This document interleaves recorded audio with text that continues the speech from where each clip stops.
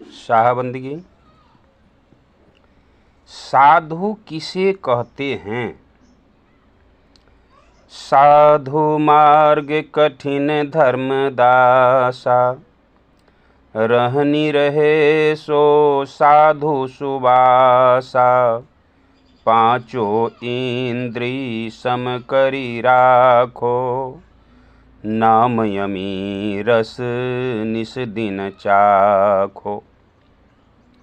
सदगुरु कबीर साहब कहते हैं कि हे धर्मदास, साधु का मार्ग बहुत कठिन है।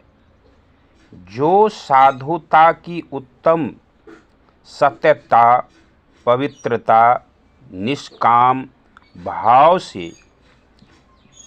भाव में स्थित होकर निरंतर भक्ति साधना में लगा रहता है, वही सच्चे माने में साधु है।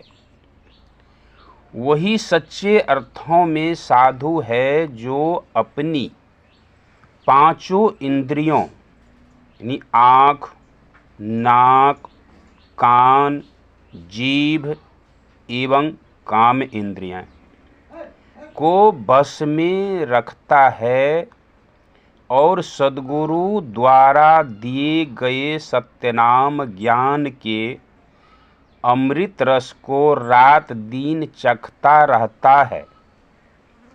विशेष इस संसार में साधु होना सबसे कठिन यानी कार्य है।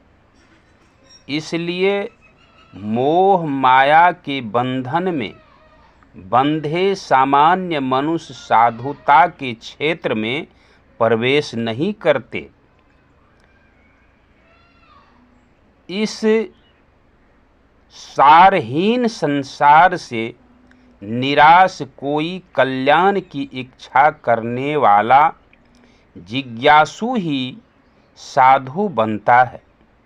साधु कौन है और कौन साधु वेश धारण करने पर भी अपने उद्देश्य में सफल नहीं होता, इसके बारे में सद्गुरु कबीर साहब कहते हैं कि उसको साधु मानो और उसी की प्रशंसा करो जो अपनी पांचों इंद्रियों को बस में रखता हो।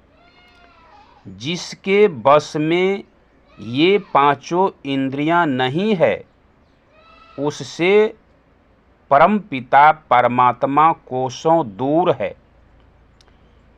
इससे स्पष्ट होता है कि केवल भेष धारण कर लेने से ही कोई साधु नहीं बन जाता, जब तक कि उसमें साधुता के गुण उपस्थित न हो।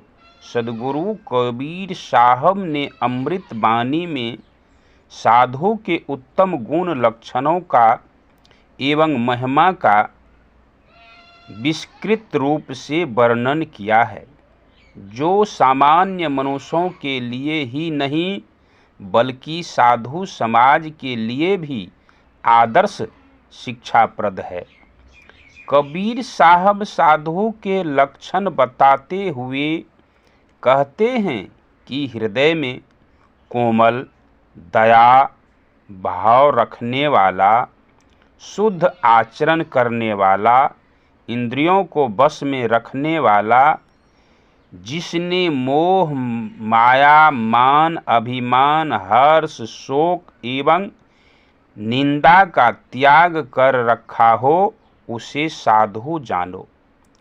जिसकी संसारिक विषय वस्तुओं में कोई रुचि शेष न रह गई हो, जो संपूर्ण से संतुष्ट और रात दिन परमपिता परमात्मा के भक्ति साधना में तल्लीन रहता हो, दया करुणा विनयशील स्वभाव जिसके गुण हो, उसे साधु जानो।